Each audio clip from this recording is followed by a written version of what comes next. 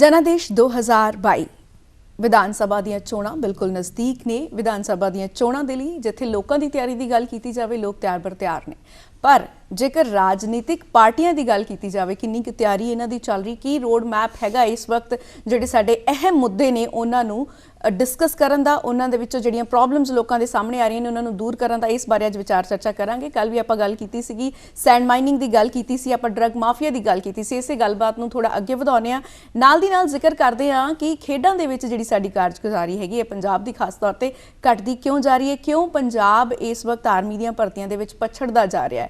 इन्हां दो होर मुद्दों नूं नाल जोड़ांगे ते अज दी इस विचार चर्चा दे विच साडे नाल श्रोमणी अकाली दल तो हरजीत सिंह भुल्लर जी ने, अमित बावा सैनी जी ने कांग्रेस पार्टी तो, संतोख सिंह जी ने किसान मोर्चा पार्टी तो। बहुत बहुत स्वागत है सर तुहाडा तिन्हां दा अज दी इस विचार चर्चा दे विच। असीं कल भी यही मुद्दा जिहड़ा आ डिस्कस करके हटे हैं, पर की प्रॉब्लम कित्थे आ रही है भी ये जिहड़े मुद्दे ने हर 5 साल बाद दोहराए जाते हैं, हर बार इन्हां दे बारे चर्चा करनी पैंदी, चाहे वो ड्रग्स का होवे चाहे फिर वो रेता चोरी का होवे। की कहना चाहोगे सर तुसीं? देखो इस तरह हैगा कि साडी सरकार 10 साल रही और ਉਹਦੇ ਵਿੱਚ ਜਦੋਂ ड्रग्स की गल आई सी, सब तो ਵੱਡਾ ਜਿਹੜਾ ਮਾਫੀਆ ਸੀਗਾ ਉਹ ਅਸੀਂ ਬ੍ਰੇਕ ਕੀਤਾ ਸੀਗਾ और ਉਹਨੂੰ ਅਸੀਂ ਜੇਲ੍ਹ ਦੇ ਅੰਦਰ ਭੇਜਿਆ। लेकिन उस चीज़ में एक मुद्दा बना के जिस तरीके नाल झूठी सौं खा के कैप्टन साहब और टीम ने गुटका साहब दी और कुछ होर चीज़ां जिस कर नौकरी देने की गल सी, कर्जा माफ़ी की गल सी, स्मार्टफोन की गल सी, बहुत सारिया चीज़ां जिहड़े उन्होंने एक झूठे वादे करके उस वक्त सरकार च आए हो। और अगर देखा जाए तो साड़ियाँ उस टाइम 25-26 सीटां ऐसियां सी जिथे 1000 और 500 के थले का मार्जन सीगा इन्हां दा सिर्फ। और हो सकता सीगा भी अगर वो झूठे वादे ना किए होंदे तो सरकार दोबारा रिपीट कर दी। लेकिन बेअदबियां का मामला जिहदे वास्ते असीं CBI नूं इंक्वायरी दी, वो इंक्वायरी भी इन्होंने जो राज च आए तो इन्होंने वापस ले ली और उत्ते भी 5 साल 4 साल कुछ नहीं किया। और बेअदबियां उस तो बाद भी जितनी वड्डी बेअदबी हरमंदर साहब च हुई वह अज कोई जवाब देने तैयार नहीं, वो कोई गल ही नहीं करने तैयार है। लेकिन 5 साल निकलन तो बाद भी जिदन कैप्टन साहब नूं ला दिता गया उन्होंने भी इसे गल ते लाया गया कि जी उन्होंने कुछ नहीं किया, पर जिहड़े नवे मुख मंत्री बनाए और जिस तरीके नाल उन्हां दे भांजे दे घरे रेड हुई और उत्थों दी ना कुछ निकलिया तो उत्थों साफ नज़र आउंदा कि माफिया कौन सीगा। ते इस करके ਅਸੀਂ ਜਿਹੜੀ ਲੜਾਈ ਲੜ ਰਹੇ ਹੈਗੇ, ਅਸੀਂ ਤੇ ਡਿਵੈਲਪਮੈਂਟ ਦੀ ਲੜਾਈ ਲੜ ਰਹੇ ਹਾਂ ਕਿ ਅਸੀਂ ਡਿਵੈਲਪਮੈਂਟ ਪਾਰਟੀ ਤੇ ਇਲਜ਼ਾਮ ਲਾ ਰਹੇ ਹੋ, ਸਿੱਧਾ ਸਿੱਧਾ ਸੀ ਇਹ ਮੰਨੀਏ। ਦੇਖੋ ਬਿਲਕੁਲ ਇਹ ਤੇ ਹੈ ਹੀ ਹੈ ਕਿ ਜਿਹੜਾ ਕੀ ਕਹਿਣਾ ਚਾਹੋਗੇ ਤੁਸੀਂ ਬਾਵਾ ਜੀ? ਮੈਡਮ ਇੱਕ ਬਹੁਤ ਇੰਪੋਰਟੈਂਟ ਗੱਲ ਹੈ, ਪੰਜਾਬ ਸ਼ੁਰੂ ਤੋਂ ਜਵਾਨੀ ਤੇ ਕਿਸਾਨੀ ਲਈ ਜਾਣਾ ਜਾਂਦਾ ਰਿਹਾ। ਬਿਲਕੁਲ बेशक वो ग्रीन रेवोल्यूशन सी, वाइट रेवोल्यूशन सी, पंजाब ने एक बहुत अहम रोल अदा किया है। आज़ादी तो बाद अज तक इक्को इहो जिहा इंसीडेंस होया जदों पंजाब दे मौजूदा सिटिंग कैबिनेट मिनिस्टर दे विच उत्ते ड्रग्स दे एलीगेशन लगे। जो 2007 तो 2017 दी सरकार सी, अकाली दल ते भाजपा दी सांझी सरकार सी, ये ऑन रिकॉर्ड गल्लां ने। मैं अपने मनो मेरी ओपीनियन है, मेरी कल्पना नहीं हैगी कि उस टाइम जो माल मंत्री सरदार बिक्रम सिंह मजीठिया के उपर सीरीयस एलीगेशंस लगे, साडी ओपोजिशन पार्टी च सीगे, कांग्रेस पार्टी ने उहदी मंग कीती। ईडी उदों सेंटर विच बीजेपी की सरकार सी, उन्हां दे सिस्टर फूड प्रोसैसिंग मिनिस्टर सीगे। तुसीं इत्तफाक देखो कि 25 तरीक नूं उन्हां नूं सम्मन करदा ईडी दा अफसर निरंजन सिंह, 16 जनवरी ਨੂੰ ਉਹਦੀ ट्रांसफर हो जाती है, मैटर हाई कोर्ट एस्केलेट होता है। ਉੱਥੇ अफसर ये गल कह रहे हैं कि क्योंकि मैं उन्होंने सम्मन किया मेरी बदली की, हाई कोर्ट ਨੂੰ दखलअंदाजी देनी पई। सो मैं गल छोटी करदे होए मुद्दे की गल ये हैगी है, ਜਦੋਂ ਹੁਕਮਰਾਨ ही दागी हो जाते हैं, उन्हां ते एलीगेशनस लगते हैं सीरीयस, तो ये स्टेट ਲਈ बहुत चिंता का विषय बन जाता है। जे एडे पाक साफ सीगे, मॉरल अथॉरिटी ਦੇ ਮੋਹਰੇ ਆਉਂਦੇ, इस्तीफा देंदे, इन्वेस्टिगेशन ज्वाइन करदे, मामले ਨੂੰ ਭਟਕਾਉਣ ਲਈ कदे CBI ਨੂੰ दे दो, कदे सिट की रिपोर्ट नहीं मैं होण देनी, यू नो डिस्ट्रैक्ट करना बहुत सौखा है।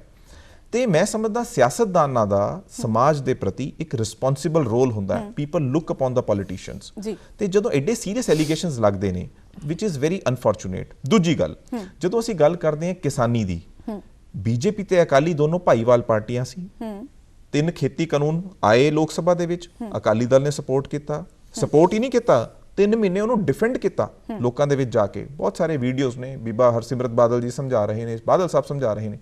जदों सियासी जमीन खिसकदी देखी, किसानी इकट्ठी हो गई, किसान इकट्ठे हो गए, तो अपनी सियासी होंद बचाने लई अलायंस तोड़ता। ਤੇ ਕੋਈ ਵੱਡੀ ਗੱਲ ਨਹੀਂ, ਇਹ ਦੁਬਾਰਾ ਫਿਰ ਇਕੱਠੇ ਹੋ ਸਕਦੇ। ਮਤਲਬ ਕਿ ਰਾਜਨੀਤੀ ਜਿਹੜੀ ਹੈ ਉਹ ਜ਼ਰੂਰੀ ਹੈ, ਮੁੱਦੇ ਜਿਹੜੇ ਨੇ ਉਹ ਅਹਿਮ ਨਹੀਂ ਰਹੇ। ਸੰਤੋਖ ਸਿੰਘ ਜੀ, ਤੁਸੀਂ ਕੀ ਕਹਿਣਾ ਚਾਹੋਗੇ ਕਿ ਵਾਕਈ ਇਹ ਗੱਲ ਹੈ ਕਿ ਰਾਜਨੀਤੀ ਜ਼ਰੂਰੀ ਹੋਗੀ ਤੇ ਮੁੱਦੇ ਸਾਰੇ ਪਿੱਛੇ ਹੋ ਜਾਣ? ਬਿਲਕੁਲ ਜੀ, ਰਾਜਨੀਤੀ ਭਾਰੂ ਆ। ਮੁੱਦੇ ਤਾਂ ਇਹ ਭਟਕਾਉਣ ਲਈ ਇਹ ਦੋਹੇ ਪਾਰਟੀਆਂ ਜਿਹੜੀਆਂ ਇੱਧਰ ਉੱਧਰ ਦੀਆਂ ਗੱਲਾਂ ਕਰਦੀਆਂ, ਤੁਮਤਬਾਜੀ ਜਿਹੜੀ ਹੈ ਉਹਦੇ ਨਾਲ ਪੰਜਾਬ ਦੀ ਸਮੱਸਿਆ ਹੱਲ ਨਹੀਂ ਹੋਣੀ। ਮੈਂ ਸਮਝਦਾ ਵੀ ਇਹਨਾਂ ਪਾਰਟੀਆਂ ਜੇ ਕੋਈ ਬਹੁਤ ਵੱਡੀ ਸਾਂਝ ਹੈ ਉਹ ਮਾਫੀਆ ਦੀ ਸਾਂਝ ਹੈ ਜੀ। ਜਦੋਂ ਅਕਾਲੀਆਂ ਦਾ ਰਾਜ ਹੁੰਦਾ ਉਦੋਂ ਵੀ ਮਾਫੀਆ ਦਾ ਰਾਜ, ਜਦੋਂ ਕਾਂਗਰਸ ਦਾ ਹੁੰਦਾ ਵੀ ਮਾਫੀਆ ਦਾ ਰਾਜ। ਉਹ ਥੋੜੇ ਫਰੰਟ ਵਰਕਰ ਜਿਹੜੇ ਆ ਨਾ ਉਹ ਬਦਲ ਜਾਂਦੇ ਆ ਜੀ। ਜਦੋਂ ਇਹਨਾਂ ਦਾ ਰਾਜ ਸੀਗਾ ਉਦੋਂ ਰੇਤੇ ਦੀ ਜਿਹੜੀ ਮੈਨੇਜਮੈਂਟ ਸੀ ਕਰਨ ਵਾਲੇ ਬੰਦੇ ਹੋਰ ਸੀਗੇ। ਜਦੋਂ ਕਾਂਗਰਸ ਦਾ ਰਾਜ ਆ ਉਹ ਬੰਦੇ ਬਦਲ ਗਏ, ਪਰ ਉਹਨਾਂ ਦੇ ਪਿੱਛੇ ਜਿਹੜੇ ਹਿਸਾਬ ਕਿਤਾਬ ਆ ਉਹ ਸੇਮ ਹੀ ਰਿਹਾ। ਕੀ ਕਹਿਣਾ ਚਾਹੋਗੇ ਸਰ ਤੁਸੀਂ ਇਸ ਗੱਲ ਨਾਲ? ਦੇਖੋ, ਇਸ ਤਰ੍ਹਾਂ ਹੈਗਾ ਕਿ ਅਸੀਂ ਹਮੇਸ਼ਾ ਜਿਹੜਾ ਹੈਗਾ ਅਪੋਜ਼ ਕੀਤਾ ਜਿਹੜਾ ਵੀ ਮਾਫੀਆ ਸੀਗਾ, ਅਸੀਂ ਕਦੀ ਉਹਨੂੰ ਸਪੋਰਟ ਨਹੀਂ ਕੀਤਾ ਹੈਗਾ। ਇਸ ਕਰਕੇ ਜਿਹੜਾ ਮਾਫੀਆ ਹੈਗਾ ਬੇਸਿਕਲੀ ਕਾਂਗਰਸ ਦੀ ਪੈਦਾਇਸ਼ ਹੈ, ਚਾਹੇ ਉਹ ਪੂਰੇ ਹਿੰਦੁਸਤਾਨ 'ਚ ਕਿਤੇ ਵੀ ਦੇਖ ਲਓ, ਯੂਪੀ ਬਿਹਾਰ ਕਿਤੇ ਵੀ ਚਲੇ ਜਾਓ ਤੁਸੀਂ, ਜਿੱਥੇ ਜਿੱਥੇ ਸਰਕਾਰਾਂ ਰਹੀਆਂ ਇਹਨਾਂ ਨੇ ਮਾਫੀਆ ਨੂੰ ਹਮੇਸ਼ਾ ਹੀ ਫਰੰਟ ਤੇ ਲੈ ਕੇ ਆਂਦਾ।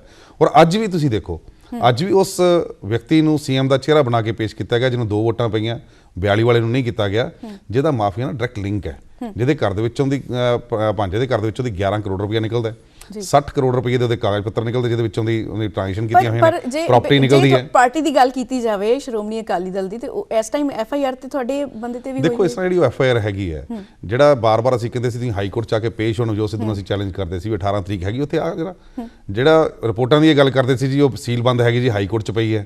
ਹਾਈ ਕੋਰਟ ਨੇ ਇਹਨਾਂ ਨੂੰ ਕਹਤਾ ਤੁਹਾਡੇ ਕੋਲ ਪਈ ਹੈ ਰਿਪੋਰਟ, ਅਸੀਂ ਤਾਂ ਕੋਈ ਦਖਲਅੰਦਾਜ਼ੀ ਹੈ ਨਹੀਂ, ਤੁਸੀਂ ਰਿਪੋਰਟ ਖੋਲ ਲਓ। ਲੇਕਿਨ ਉਹ ਰਿਪੋਰਟ ਨਹੀਂ ਖੋਲੀ ਗਈ ਕਿਉਂਕਿ ਉਹ 'ਚ ਕੁਝ ਸੀਗਾ ਨਹੀਂ। ਲੇਕਿਨ 4 ਏਡੀਜੀਪੀ ਬਦਲਨੇ, ਇਨਵੈਸਟੀਗੇਟ ਕਰਨ ਵਾਲੇ ਆਫੀਸਰ ਬਦਲਨੇ, ਕੁਝ ਸੀਗਾ ਹੀ ਨਹੀਂ ਤੇ ਫਿਰ ਉਹਨੂੰ ਖੋਲਣ 'ਚ ਕੀ ਹਰਜ ਸੀ?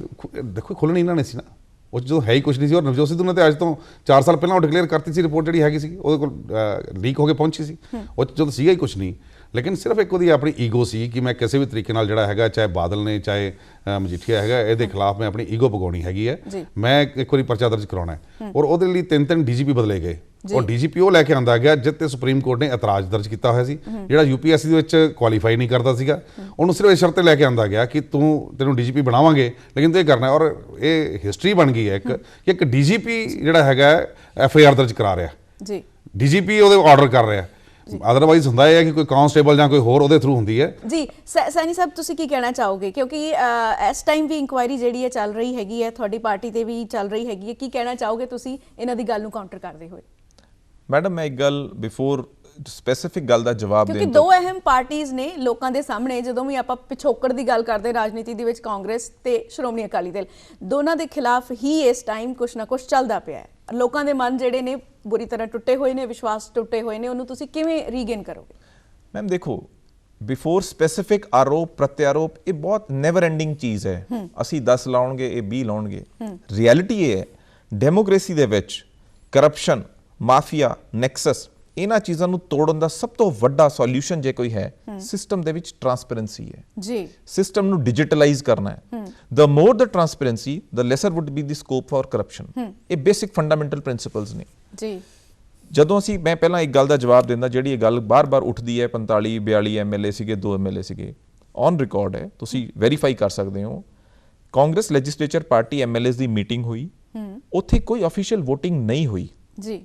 1 ਲਾਈਨ ਰੈਜ਼ੋਲੂਸ਼ਨ ਪਿਆ ਕਿ ਅਸੀਂ ਸਾਰੇ ਸਹਿਮਤੀ ਦਿੰਦੇ ਹਾਂ, ਕਾਂਗਰਸ ਜੋ ਪ੍ਰੈਜ਼ੀਡੈਂਟ ਨੇ, ਕਾਂਗਰਸ ਪ੍ਰੈਜ਼ੀਡੈਂਟ ਮਿਸਿਸ ਸੋਨੀਆ ਗਾਂਧੀ ਜੋ ਫੈਸਲਾ ਕਰਨਗੇ ਉਹ ਮਨਜ਼ੂਰ ਹੋਏਗਾ। ਆਬਜ਼ਰਵਰ ਆਏ, ਇੰਡੀਵਿਜੂਅਲੀ ਸਾਰੇ ਐਮਐਲਏਸ ਨੂੰ ਮਿਲੇ, ਕਿਹਨੇ ਕਿਹਦੇ ਹੱਕ 'ਚ ਕਿਹਾ, ਖਿਲਾਫ ਕਿਹਾ, ਕੋਈ ਉਹਦਾ ਆਫੀਸ਼ੀਅਲ ਰਿਕਾਰਡ ਨਹੀਂ। ਠੀਕ ਹੈ, ਕਿਸੇ ਪੋਲੀਟੀਕਲ ਲੀਡਰ ਨੇ ਕੋਈ ਕਹਿਤਾ ਵੀ ਇੰਨੇ ਬੰਦੇ ਉੱਧਰ ਸੀ, ਪਰ there is nothing official about it. Charanjit Singh Channi ji ਸਾਡੇ ਮੁੱਖ ਮੰਤਰੀ ਸੀਗੇ, ਸਾਡੇ ਮੁੱਖ ਮੰਤਰੀ ਦੇ ਕੈਂਡੀਡੇਟ ਨੇ।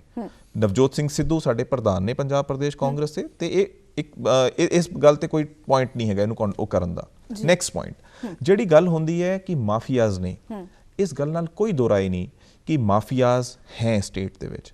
ਤੇ ਜਿਹੜੀ ਅਸੀਂ ਗੱਲ ਹੁਣ ਕਰਦੇ ਹਾਂ ਮੌਜੂਦਾ 2022 ਦੇ ਇਲੈਕਸ਼ਨ ਦੀ, ਕਿ ਫਿਊਚਰ ਕੀ ਹੈ, ਨੌਜਵਾਨ ਕੀ ਚਾਹੁੰਦੇ ਨੇ ਪੰਜਾਬ ਤੋਂ, ਅੱਜ ਆਮ ਆਦਮੀ ਪਾਰਟੀ, ਦੇਖੋ ਐਲੀਗੇਸ਼ਨ ਲਾਉਣੇ ਬਹੁਤ ਸੌਖੇ ਹੈ। ਆਮ ਆਦਮੀ ਪਾਰਟੀ ਦੇ ਲੋਕ ਆ ਕੇ ਲੋਕਾਂ ਨੂੰ ਗੁੰਮਰਾਹ ਕਰਦੇ ਕਿ ਜੀ ਇਹ ਮਿਲੇ ਹੋਏ ਨੇ, ਅਸੀਂ ਇਹ ਕਰਾਂਗੇ।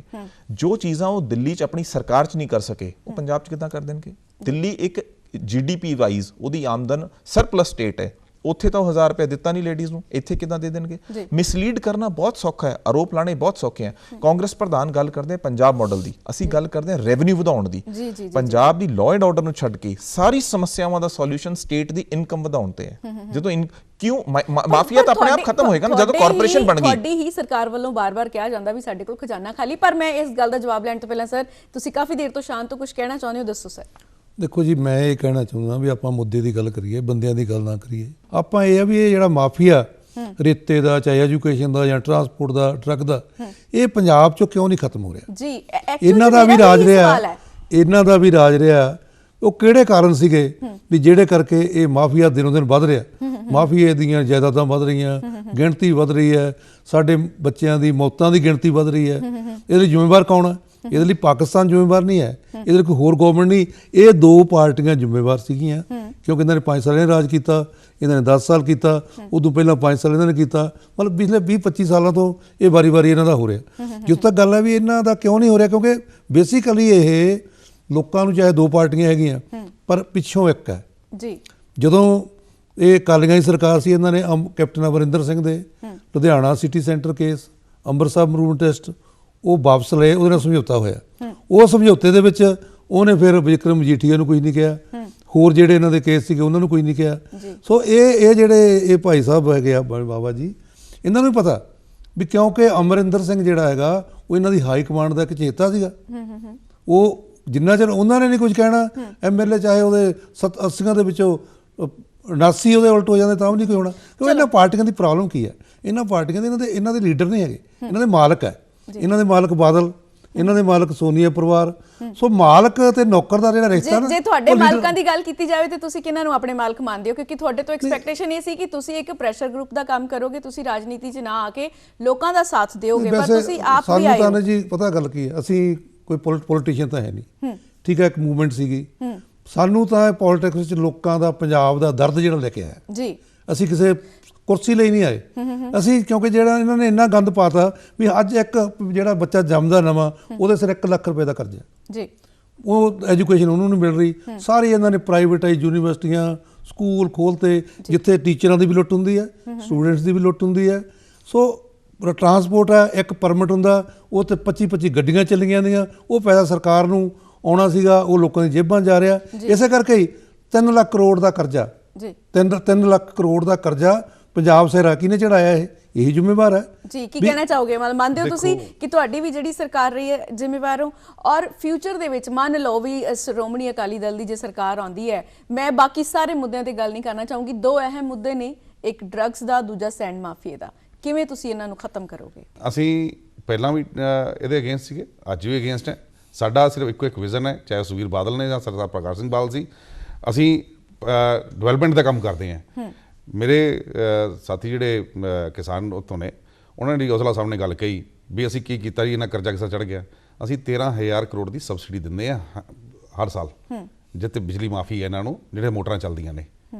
ਉਹ ਕਿਤੇ ਧੱਕਾ ਲੱਗਦੀ ਨਹੀਂ। ਦੇਖੋ ਕਿਸਾਨਾਂ ਨੂੰ ਦੇ ਰਹੇ ਨਾ, ਅਸੀਂ ਸਿਰਫ ਕਿਸਾਨਾਂ ਨੂੰ, ਮੈਂ ਦੱਸ ਰਿਹਾ ਕਿਸਾਨਾਂ ਦਾ ਹੀ ਫਾਇਦਾ ਕਰ ਰਹੇ ਹਾਂ। ਸ਼ਗਨ ਸਕੀਮਾਂ ਹੀ ਲੈ ਕੇ ਆਉਂਦੀਆਂ, ਹੋਰ ਚੀਜ਼ਾਂ ਲੈ ਕੇ ਆਉਂਦੀਆਂ। ਅੱਜ ਜਿਹੜੇ ਪਟਵਾਰਖਾਨੇ 'ਚ ਜਾਂਦੇ ਨੇ, ਪਹਿਲਾਂ ਪਟਵਾਰੀ ਲੱਭਣਾ ਪੈਂਦਾ ਸੀ, ਅੱਜ ਪਟਵਾਰਖਾਨੇ ਬਣੇ ਹੋਏ ਨੇ, ਲੱਭਣਾ ਨਹੀਂ ਪੈਂਦਾ। ਉਹ ਜਾ ਕੇ ਅੱਜ ਫਰਦ ਲੈਣ ਵਾਸਤੇ ਤਾਂ ਪਿੱਛੇ ਨਹੀਂ ਜਾਣਾ ਪੈਂਦਾ ਹੈਗਾ, ਕੰਪਿਊਟਰ ਦੇ ਉੱਤੇ ਫਰਦ ਮਿਲ ਜਾਂਦੀ ਹੈ। ਅੱਜ ਜੁਡੀਸ਼ੀਅਲ ਕੰਪਲੈਕਸ ਜਾ ਕੇ ਦੇਖੋ ਤੁਸੀਂ, ਸੜਕਾਂ ਦਾ ਜਾਲ ਦੇਖੋ ਤੁਸੀਂ, ਪਿੰਡ ਦੀਆਂ ਗਲੀਆਂ ਤੱਕ ਸੜਕਾਂ ਪਹੁੰਚੀਆਂ ਹੋਈਆਂ ਨੇ, ਆਖਰੀ ਬੰਦੇ ਤੱਕ ਸੜਕ ਪਹੁੰਚਦੀ ਹੈ।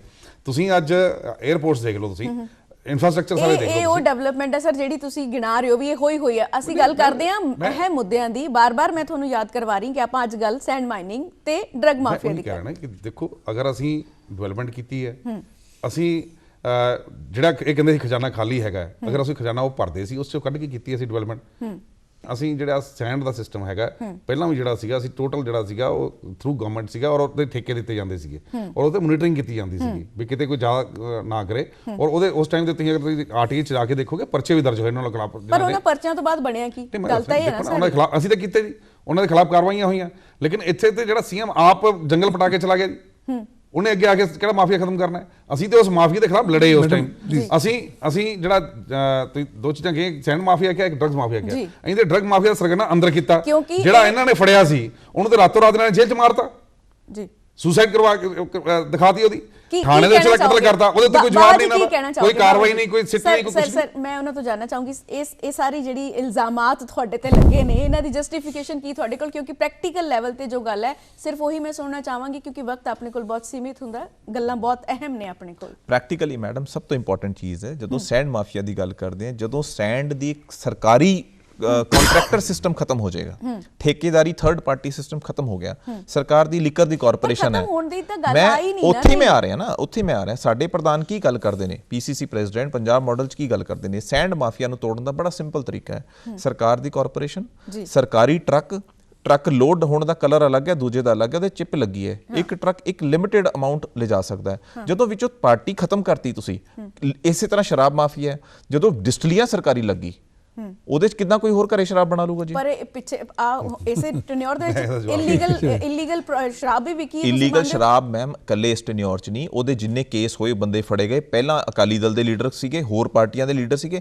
ਅਗਰ ਅਸੀਂ ਪਾਰਟੀਆਂ ਨੂੰ ਡਿਫੈਂਡ ਕਰਨ ਚੱਲਾਂਗੇ ਨਾ, ਦੈਟ ਇਜ਼ ਨੈਵਰ ਐਂਡਿੰਗ। ਮੈਂ ਫਿਰ ਗੱਲ ਕਰਦਾ, ਜੇ ਸਟੇਟ ਦੀ ਗੱਲ ਕਰਦੇ ਹਾਂ, ਸਟੇਟ ਦੀ ਬੈਨੀਫਿਟ, ਸਟੇਟ ਦਾ ਫਾਈਨੈਂਸ਼ੀਅਲ ਸਿਸਟਮ ਉਦੋਂ ਸੁਧਰੇਗਾ ਜਦੋਂ ਅਸੀਂ ਚੀਜ਼ਾਂ ਨੂੰ ਸਿਸਟਮੈਟਿਕਲੀ ਕਰੈਕਟ ਕਰਾਂਗੇ, ਫੰਡਾਮੈਂਟਲੀ ਕਰੈਕਟ ਕਰਾਂਗੇ। ਜਦੋਂ ਕਾਰਪੋਰੇਸ਼ਨ ਬਣ ਗਈ, ਉੱਥੇ ਖਤਮ ਹੋ ਗਿਆ ਨਾ ਕੰਮ, ਕਿਸੇ ਦਾ ਸਕੋਪ ਹੀ ਖਤਮ ਹੋ ਗਿਆ। ਐਕਚੁਅਲੀ ਮਾਫੀਆ ਹੀ ਕਾਰਪੋਰੇਟ ਬਣਦਾ ਜਾ ਰਿਹਾ। ਸੰਤੋਖ ਸਿੰਘ ਜੀ, ਮੈਂ ਸਹੀ ਕਹਿ ਰਹੀ ਹਾਂ ਜਾਂ ਗਲਤ ਕਹਿ ਰਹੀ ਹਾਂ? ਨਹੀਂ, ਬਿਲਕੁਲ ਠੀਕ ਕਹਿ ਰਿਹਾ ਜੀ ਤੁਸੀਂ। ਮੈਂ ਸਮਝਦਾ ਇਹਨਾਂ ਦੀ ਗੱਲ ਕੀਤੀ ਜਦੋਂ ਇਹ ਅਕਾਲੀ ਦਲ ਦਾ ਰਾਜ ਸੀਗਾ, ਬੀਜੇਪੀ ਨਾਲ ਸੀ ਇਹਨਾਂ ਦੇ, ਉਦੋਂ ਮੇਰੇ ਖਿਆਲ ਰੇਤੇ ਚੋਂ ਸਟੇਟ ਦੀ ਇਨਕਮ ਇਹਨਾਂ ਨੂੰ ਜ਼ਿਆਦਾ ਪਤਾ ਹੋਊ, 40 ਕਰੋੜ ਦੇ ਸਾਲ ਦੀ 40 ਕਰੋੜ ਇੰਨੀ ਸੀਗੀ।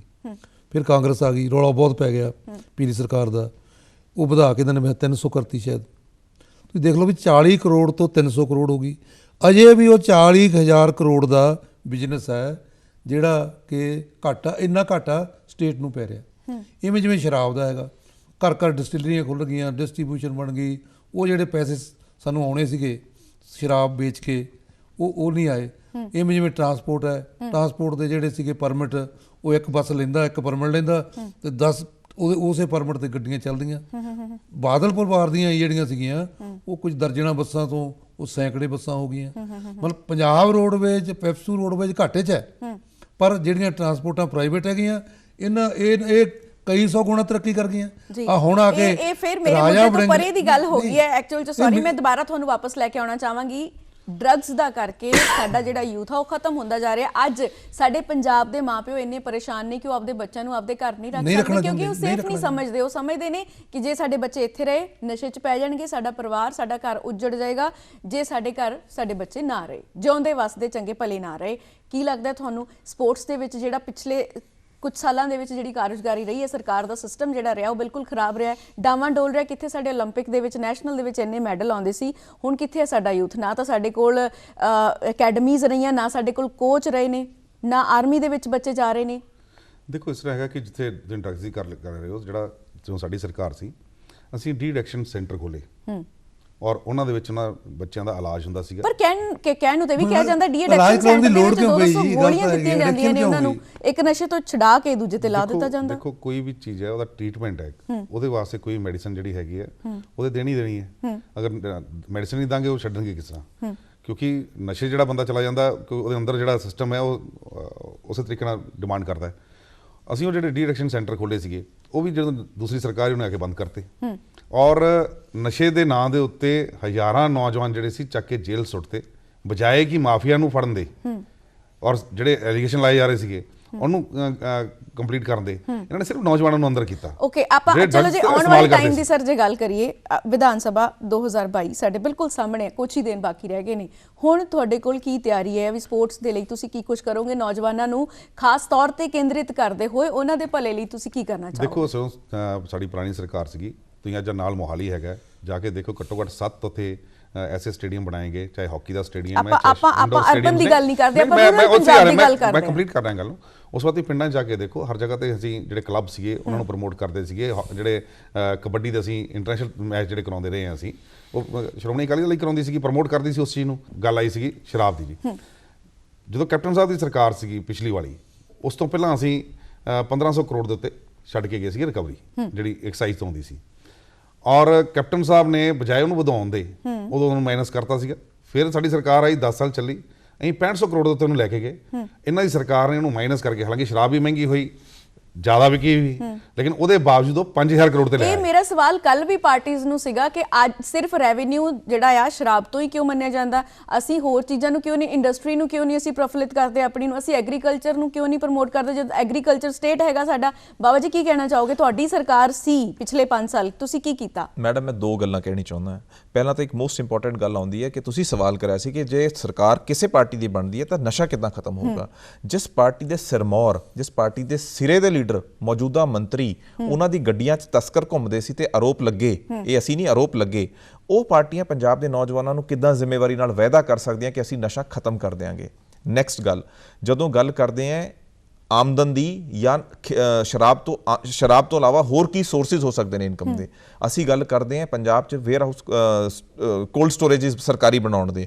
ਕਿਉਂ ਕਿਸਾਨ ਆਪਣੀ ਫਸਲ ਰੱਖਦਾ, ਉਹ ਪੈਰੀਸ਼ੇਬਲ ਕਮੋਡਿਟੀ ਇਹ ਖਤਮ ਹੋ ਜਾਏਗੀ, ਉਹਨੂੰ ਬਲੈਕਮੇਲ ਕਰਕੇ ਇਹ ਅਡਾਨੀ ਤੇ ਅੰਬਾਨੀ ਦੇ ਸਟੋਰੇਜ ਬਣਾਉਣ ਦੀ ਗੱਲ ਕਰਦੇ ਹਾਂ। ਅਸੀਂ ਕਹਿੰਦੇ ਸਰਕਾਰ ਦੇ ਸਟੋਰੇਜ ਹੋਏ, ਕਿਸਾਨ ਲਿਆ ਕੇ ਸੁੱਟੇ ਆਪਣੇ ਫਸਲਾਂ ਉਹਦੇ ਜਿਹੜੀ ਪੈਰੀਸ਼ੇਬਲ ਨੇ, ਜਦੋਂ ਮਨ ਕਰੇ ਲੈ ਕੇ ਮੰਡੀ 'ਚ ਪਾ ਸਕਦੇ। ਪਿਛਲੇ 5 ਸਾਲ 'ਚ ਇਦਾਂ ਦਾ ਕੀਤਾ ਕਿਉਂ ਨਹੀਂ? ਮੁੱਖ ਮੰਤਰੀ ਇਹਨਾਂ ਦਾ ਸੀਗਾ ਜੀ, ਮੁੱਖ ਮੰਤਰੀ ਸਾਡੇ ਸਾਰੇ ਐਮਐਲਏ ਰੌਲਾ ਪਾਉਂਦੇ ਰਹੇ। ਜਦੋਂ ਮੁੱਖ ਮੰਤਰੀ ਫਿਰ ਉਹੀ ਗੱਲ ਆ ਚਾਚਾ ਭਤੀਜਾ ਰਲੇ ਹੋਏ ਸੀ, ਹੈ ਮਾਫੀਆ ਦਾ ਮੁੱਖ ਮੰਤਰੀ ਹੈ, ਚਾਚਾ ਭਤੀਜਾ ਰਲੇ ਹੋਏ ਸੀਗੇ। ਜਿਹੜਾ ਮੁੱਖ ਮੰਤਰੀ ਮਾਫੀਆ ਦਾ ਭਤੀਜੇ ਦੇ ਉੱਤੇ ਕਿਹੜਾ ਐਕਟ ਕਰਦਾ?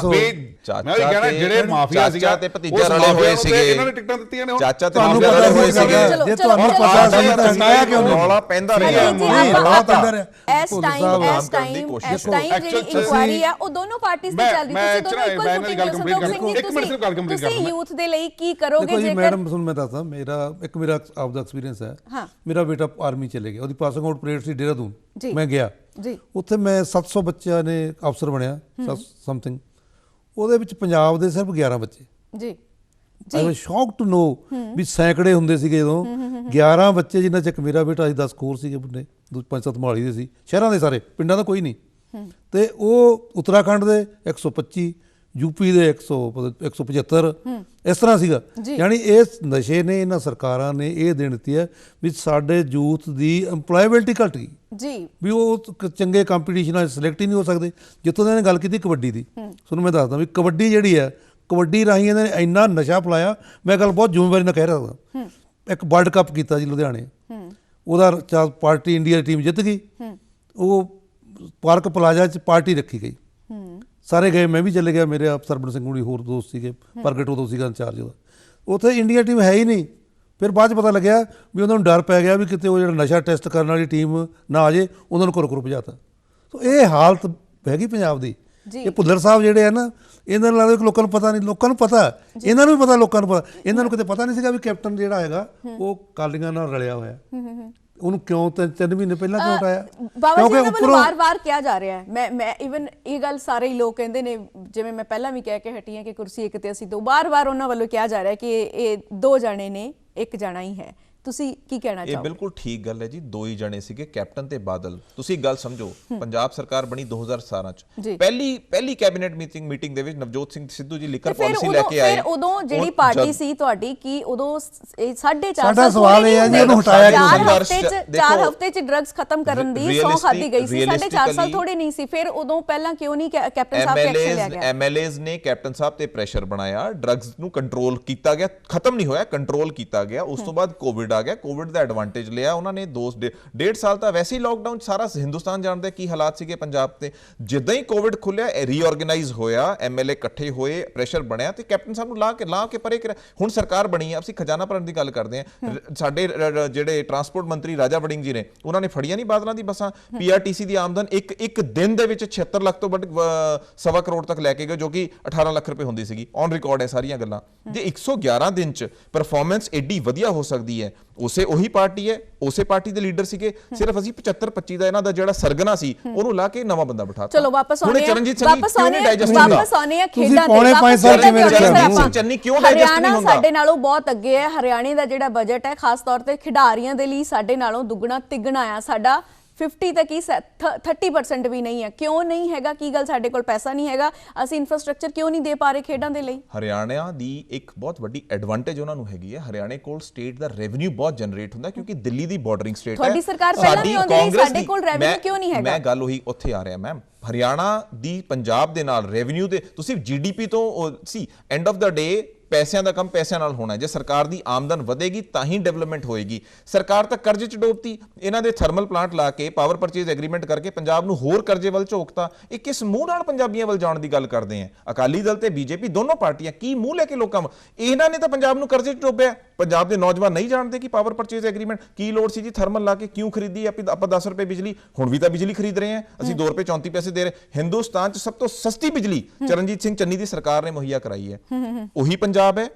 ਇਹ ਪੋਲੀਟੀਕਲ ਵਿਲ ਦੀ ਗੱਲ ਹੁੰਦੀ ਹੈ। ਆਮਦਨ ਉਦੋਂ ਵੱਧਦੀ ਹੈ ਜਦੋਂ ਸਿਆਸਤ ਸੱਤਾ 'ਚ ਬੈਠੇ ਲੋਕਾਂ ਦੀ ਵਿਲ ਹੋਏ। ਅਸੀਂ ਵਧਾ ਕੇ ਦਿਖਾਈ ਹੈ 111 ਦਿਨਾਂ ਦੇ ਵਿੱਚ। ਬਾਬਾ ਜੀ ਹੁਣ ਤੱਕ ਦੀ ਜਿਹੜੀ ਇੰਟੈਂਸ਼ਨ ਸੀ, ਸਭ ਨੂੰ ਜਿਹੜੇ ਆਮ ਲੋਕ ਨੇ ਉਹਨਾਂ ਨੂੰ ਐਂ ਹੀ ਲੱਗਦਾ ਹੈ ਕਿ ਸਰਕਾਰਾਂ ਨੇ ਆਮ ਲੋਕਾਂ ਬਾਰੇ ਨਹੀਂ ਸੋਚਿਆ। ਇਹ ਤੁਸੀਂ ਗੱਲ ਮੰਨਦੇ ਹੋ? ਲੋਕ ਇਸ ਟਾਈਮ ਹਰਟ ਨਹੀਂ ਤਾਂ ਤੁਸੀਂ ਮੰਨਦੇ? ਪੰਜਾਬ ਕਾਂਗਰਸ ਨੇ ਇਸੇ ਕਰਕੇ ਇੱਕ ਆਮ ਆਦਮੀ ਨੂੰ ਮੁੱਖ ਮੰਤਰੀ ਬਣਾ ਕੇ ਦਿਖਾਇਆ, ਉਹਨੇ ਪਰਫਾਰਮ ਕਰਕੇ ਦਿਖਾਇਆ ਤੇ ਅਗਲੇ ਮੁੱਖ ਮੰਤਰੀ ਦਾ ਕੈਂਡੀਡੇਟ ਬਣਾਇਆ। ਹੁਣ ਇਹ ਗੱਲ ਹਜ਼ਮ ਨਹੀਂ ਹੋ ਰਹੀ, ਇਹ ਮਾਫੀਆਜ਼ ਨੂੰ ਹਜ਼ਮ ਨਹੀਂ ਹੋ ਰਹੀ। ਇਹ ਜਿਹੜੇ ਇਸ ਸਵਾਲ ਦਾ ਜਵਾਬ, ਇਸ ਗੱਲ ਦਾ ਜਵਾਬ ਜਿਹੜਾ ਆ ਵਿਧਾਨ ਸਭਾ ਚੋਣਾਂ ਤੋਂ ਬਾਅਦ ਸਾਨੂੰ ਬਿਲਕੁਲ ਮਿਲ ਜਾਣਾ। ਪਰ ਆਪਣੇ ਕੋਲ ਵਕਤ ਜਿਹੜਾ ਆ ਗਿਣਤੀ ਦੇ ਕੁਝ ਮਿੰਟ ਰਹਿ ਗਏ ਨੇ।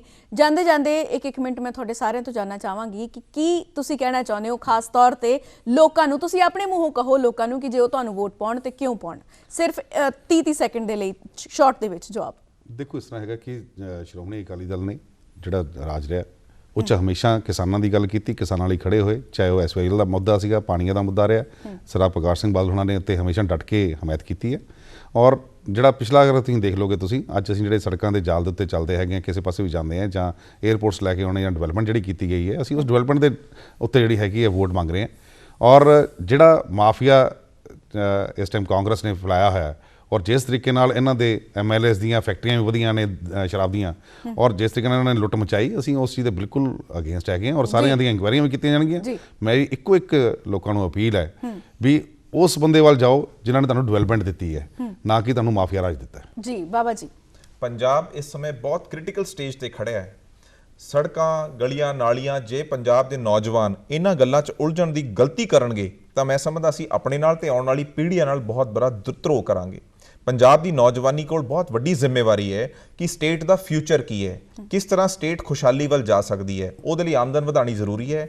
ਕੌਣ ਪਾਰਟੀ, ਕਿਸ ਪਾਰਟੀ ਨੇ ਇਹੋ ਜਿਹੇ ਲੀਡਰਾਂ ਨੂੰ ਮੋਹਰੇ ਲਾਇਆ ਹੈ ਜੋ ਕਿ ਪੰਜਾਬ ਦਾ ਦਰਦ ਸਮਝ ਸਕਦੇ ਨੇ? ਜੋ ਬੰਦੇ ਆਪ, ਜਿਸ ਪਾਰਟੀ ਦੇ ਲੀਡਰ ਖੁਦ ਜਿਨ੍ਹਾਂ ਨੇ ਨਸ਼ਾ ਫੈਲਾਇਆ, ਤਸਕਰੀ ਕੀਤੀ, ਕੀ ਉਹ ਪੰਜਾਬ ਨਾਲ ਇਨਸਾਫ ਕਰਨਗੇ? ਜਾਂ ਜੋ ਪਾਰਟੀ ਉਹਨਾਂ ਦੇ ਲੀਡਰ ਪੰਜਾਬ ਦੇ ਹੈ ਹੀ ਨਹੀਂ, ਜੋ ਦਿੱਲੀ ਬੈਠੇ ਨੇ, ਜੋ ਆਪ ਹਰਿਆਣੇ ਦੇ ਨੇ, ਉਹ ਪੰਜਾਬ ਦੇ ਮੁੱਦਿਆਂ ਤੇ ਕਿੱਦਾਂ ਲੜਾਈ ਲੜਨਗੇ? ਕੇਜਰੀਵਾਲ ਕਿੱਦਾਂ SYL ਤੇ ਪੰਜਾਬ ਲਈ ਸਟੈਂਡ ਲੈ ਸਕਦਾ ਹੈ? ਕਿੱਦਾਂ ਉਹ ਜਿਹਨੂੰ ਸਾਡੀ ਪਰਾਲੀ ਦੇ ਧੂਏ ਤੋਂ ਜਿਹਨੂੰ ਮੁਸਕ ਆਉਂਦੀ ਹੈ ਦਿੱਲੀ ਦੇ ਵਿੱਚ, ਉਹ ਕਿੱਦਾਂ ਪੰਜਾਬ ਦੇ ਫੇਵਰ ਡਿਸੀਜਨ ਲੈ ਸਕਦੇ ਨੇ? ਇਸ ਕਰਕੇ ਲੋਕਾਂ ਨੂੰ, ਨੌਜਵਾਨਾਂ ਨੂੰ ਵਿਸ਼ੇਸ਼ ਤੌਰ ਤੇ ਬਹੁਤ ਸੈਂਸੀਬਲੀ ਡਿਸੀਜਨ ਲੈਣਾ ਚਾਹੀਦਾ ਹੈ। ਤੇ ਕਾਂਗਰਸ ਪਾਰਟੀ ਨੇ ਅਜਿਹਾ ਲੀਡਰ ਦਿੱਤਾ ਹੈ ਤੇ ਅਸੀਂ ਪ੍ਰੂਵ ਕਰਕੇ ਦਿਖਾਇਆ 111 ਦਿਨ ਦੀ ਸਰਕਾਰ 'ਚ ਕਿ ਕਾਂਗਰਸ ਪਾਰਟੀ ਦੇ ਚਰਨਜੀਤ ਸਿੰਘ ਚੰਨੀ ਤੇ ਨਵਜੋਤ ਸਿੰਘ ਸਿੱਧੂ ਦੀ ਸਰਕਾਰ ਹੈ ਡਬਲ ਇੰਜਨ ਗਵਰਨਮੈਂਟ ਹੀ ਪੰਜਾਬ ਨੂੰ ਖੁਸ਼ਹਾਲੀ ਵੱਲ ਲਿਜਾ ਸਕਦੀ ਹੈ। ਜੀ ਮੈਨੂੰ ਇਹਨਾਂ ਪਾਰਟੀਆਂ ਨੇ ਪਿਛਲੇ ਸਮੇਂ 'ਚ ਜਿਹੜਾ ਸਭ ਤੋਂ ਵੱਡਾ ਕ੍ਰਾਈਮ ਕੀਤਾ ਨਾ ਪੰਜਾਬ ਦੇ ਖਿਲਾਫ, ਉਹ ਹੈ ਇਹਨਾਂ ਨੇ ਸਾਡੇ ਬੱਚਿਆਂ ਦੇ ਸੁਪਨੇ ਮਾਰੇ, ਕਤਲ ਕੀਤੇ। ਉਹਦਾ ਕਿਵੇਂ ਠੀਕ ਕਰਨਾ, ਇਹ ਜਿਹੜਾ ਦਰਦ ਸਮਝਦਾ ਲੋਕਾਂ ਦਾ ਉਹੀ ਕਰ ਸਕਦਾ, ਨਾ ਕੋਈ ਬਾਹਰਲਾ ਕਰ ਸਕਦਾ। ਬਾਹਰਲੇ ਤਾਂ ਦੇਖ ਕੇ ਵੀ ਪੰਜਾਬ ਦੇ ਲੋਕ ਬੜੇ ਔਖੇ ਆ, ਇਹ ਪਾਰਟੀਆਂ ਬਦਨਾਮ ਹੋ ਗਈਆਂ। ਹੁਣ ਕੇਜਰੀਵਾਲ ਕਹਿੰਦਾ ਵੀ ਮੈਂ ਆ ਗਿਆ, ਹੁਣ ਉਹ ਵੀ ਸਾਡਾ ਹੀ ਸਿਰ, ਸਾਡੀਆਂ ਜੁੱਤੀਆਂ, ਮੈਂ 1000 ਦੇ ਦੂੰ, 2000 ਦੇ ਦੂੰ, ਮੁਫਤ ਬਿਜਲੀ ਦੇ ਦੂੰ। ਜਦ 3 ਲੱਖ ਕਰੋੜ ਦਾ ਕਰਜ਼ਾ ਪਹਿਲਾਂ ਹੀ ਸਾਡੇ ਸਿਰ ਚੜਿਆ ਹੋਇਆ, ਤੇ ਜਿੱਥੋਂ ਸਾਡੇ ਬੱਚਿਆਂ ਨੂੰ ਇੰਪਲੋਇਮੈਂਟ ਜਨਰੇਸ਼ਨ ਹੋਣੀ ਆ ਜਾਂ ਇੰਡਸਟਰੀ ਦੀ ਡਿਵੈਲਪਮੈਂਟ ਹੋਣੀ ਆ, ਖੇਤੀਬਾੜੀ ਦੀ ਹੋਣੀ ਆ, ਉਹ ਜਿਹੜਾ ਉਹ ਪੈਸਾ ਕਿੱਥੋਂ ਆਏਗਾ? ਜੀ ਸੋ ਇਹ ਅਸੀਂ ਪੰਜਾਬ, ਸਾਡਾ ਅਸੀਂ ਕੱਲ੍ਹ ਮੈਨੀਫੈਸਟੋ ਜਾਰੀ ਕੀਤਾ, ਉਹਦੇ 'ਚ ਅਸੀਂ ਕੋਈ ਫ੍ਰੀ ਬੀਜ ਦੀ ਗੱਲ ਨਹੀਂ ਕੀਤੀ ਵੀ ਕਿਸੇ ਨੂੰ 1000 ਦੇਵਾਂਗੇ, ਆਹ ਦੇਵਾਂਗੇ। ਅਸੀਂ ਲੋਕਾਂ ਨੂੰ ਉਹ ਨਹੀਂ ਗੱਲ ਹੈਗੀ ਵੀ ਮੱਛੀ ਭੁੱਖੇ ਨੂੰ ਮੱਛੀ ਦੇ ਦਿਓ। ਅਸੀਂ ਕਹਿੰਦੇ ਮੱਛੀ ਫੜਨੀ ਸਿਖਾ ਦਿਓ। ਅਸੀਂ ਬੱਚਿਆਂ ਨੂੰ, ਆਪਦਿਆਂ ਨੂੰ ਰੁਜ਼ਗਾਰ ਦੇਵਾਂਗੇ, ਉਹਨਾਂ ਨੂੰ ਵਧੀਆ ਰੁਜ਼ਗਾਰਯੋਗ ਬਣਾਵਾਂਗੇ। ਐਜੂਕੇਸ਼ਨ ਦਾ ਪੱਠਾ ਜਿਹੜਾ ਇਹਨਾਂ ਨੇ ਪ੍ਰਾਈਵੇਟਾਈਜੇਸ਼ਨ ਨਾਲ, ਪ੍ਰਾਈਵੇਟ ਯੂਨੀਵਰਸਿਟੀਆਂ, ਪ੍ਰਾਈਵੇਟ ਕਾਲਜ, ਪ੍ਰਾਈਵੇਟ ਸਕੂਲ ਧੜਾ ਧੜ ਖੋਲ੍ਹ ਕੇ ਉਹਨਾਂ ਨੂੰ ਲੁੱਟਣ ਦੀ ਖੋਲ੍ਹ ਦਿੱਤੀ ਹੈ। ਤੁਸੀਂ ਦੇਖੋ ਵੀ ਬੱਚਾ ਜਿਹੜਾ ਹੈਗਾ ਪੰਜਾਬ ਦੇ 11 ਬੱਚੇ ਰਹਿ ਗਏ 700 'ਚ। ਜੀ ਸੰਤੋਖ ਸਿੰਘ ਜੀ, ਥੋੜਾ ਜਲਦੀ ਖਤਮ ਕਰਿਓ ਜੀ। ਇਹ ਜਿਹੜਾ ਅਸੀਂ ਤਾਂ ਜੀ, ਸਾਡਾ ਤਾਂ ਮਿਸ਼ਨ ਨਾਲ ਆਏ ਹਾਂ, ਅਸੀਂ ਕੋਈ ਕੁਰਸੀ ਦੀ ਲੜਾਈ ਨਹੀਂ ਲੜਨ ਆਏ। ਇਹ ਧਰਤੀ ਦੇ ਪੁੱਤ ਆ, ਧਰਤੀ ਲਈ ਮਰਨਾ, ਧਰਤੀ ਲਈ ਖੜਨਾ। ਸੋ ਇਹ ਮੇਰਾ ਇਹੀ ਅਪੀਲ ਹੈ ਵੀ ਪੰਜਾਬ ਦੇ ਲੋਕੋ ਅਜੇ ਵੀ ਸਮਝੋ, ਇਹ ਜਿਹੜੇ ਬਾਹਰਲੇ ਤੁਹਾਨੂੰ ਬੇਵਸੀ ਦਾ ਫਾਇਦਾ ਉਠਾਉਣਾ ਚਾਹੁੰਦੇ ਆ, ਅੰਦਰਲੇ ਤੁਸੀਂ ਦੇਖ ਹੀ ਲਏ। ਸੋ ਆਪਣੇ ਉਹ ਬੰਦਿਆਂ ਨੂੰ ਵੋਟ ਪਾਓ ਜਿਹੜੇ ਬੰਦੇ ਤੁਹਾਨੂੰ ਇਸ ਜਿਹੜੀ ਦੁੱਖ ਦੀ ਘੜੀ ਉਹ ਚੋਂ ਕੱਢਣ ਤੇ ਪੰਜਾਬ ਹੱਸਦਾ ਵਸਦਾ ਜੀ ਪੰਜਾਬ ਬਹੁਤ ਸਾਡਾ ਬਹੁਤ ਹੋਵੇ। ਸ਼ੁਕਰੀਆ, ਬਹੁਤ ਬਹੁਤ ਸ਼ੁਕਰੀਆ ਸਰ ਤੁਹਾਡਾ। ਅੱਜ ਦੀ ਜਿਹੜੀ ਚਰਚਾ ਸੀ, ਖੈਰ ਕਾਫੀ ਗਹਿਮਾ ਗਹਿਮੀ ਵਾਲੀ ਚਰਚਾ ਸੀਗੀ। ਮੁੱਦਿਆਂ ਤੇ ਬਾਰ-ਬਾਰ ਗੱਲ ਹੁੰਦੀ ਹੈ, ਬਾਰ-ਬਾਰ ਤੁਹਾਨੂੰ ਯਾਦ ਦਿਵਾਇਆ ਜਾਂਦਾ ਹੈ, ਬਾਰ-ਬਾਰ ਤੁਹਾਡੇ ਲਈ ਸਵਾਲ ਖੜੇ ਕੀਤੇ ਜਾਂਦੇ ਨੇ, ਜਿਨ੍ਹਾਂ ਸਵਾਲਾਂ ਦੇ ਨਾਲ ਅਸੀਂ ਸਾਲਾਂ ਤੋਂ ਜੂਝਦੇ ਆ ਰਹੇ ਹਾਂ। ਇਸ ਵਾਰ ਇਹ ਇਲੈਕਸ਼ਨ ਜਿਹੜੇ ਨੇ ਸਾਬਿਤ ਕਰਨਗੇ ਕਿ ਅਸੀਂ ਆਪਣੇ ਦੇਸ਼ ਪ੍ਰਦੇਸ਼ ਬਾਰੇ ਕਿੰਨਾ ਕੁ ਜ਼ਿਆਦਾ ਸੋਚਦੇ ਹਾਂ, ਅਸੀਂ ਆਪਣੀ ਨੌਜਵਾਨ ਪੀੜ੍ਹੀ ਬਾਰੇ, ਆਪਣੀਆਂ ਪੀੜ੍ਹੀਆਂ ਦੇ ਲਈ ਕਿੰਨੇ ਕੁ ਸੁਚੇਤ ਹੈਗੇ ਹਾਂ। ਵਿਧਾਨ ਸਭਾ ਦੀਆਂ ਇਲੈਕਸ਼ਨਸ ਇਸ ਵਾਰ ਜਦੋਂ ਤੁਸੀਂ ਜਾਓ ਤਾਂ ਇਹ ਸਵਾਲ ਤੁਹਾਡੇ ਆਪ ਦੇ ਜ਼ਿਹਨ 'ਚ ਵੀ ਹੋਣ, ਇਹੀ ਸੀ ਮਕਸਦ ਅੱਜ ਦੀ ਇਸ ਚਰਚਾ ਦਾ। ਹਰਜੀਤ ਜੀ ਬਹੁਤ ਬਹੁਤ ਸ਼ੁਕਰੀਆ ਤੁਹਾਡਾ, ਬਾਵਾ ਜੀ ਤੇ ਸੰਤੋਖ ਜੀ ਬਹੁਤ ਬਹੁਤ ਸ਼ੁਕਰੀਆ ਤੁਹਾਡਾ ਅੱਜ ਦੀ ਵਿਚਾਰ ਚਰਚਾ ਦੇ ਵਿੱਚ ਹਾਜ਼ਰ ਹੋਣ ਲਈ। Thank you ma'am.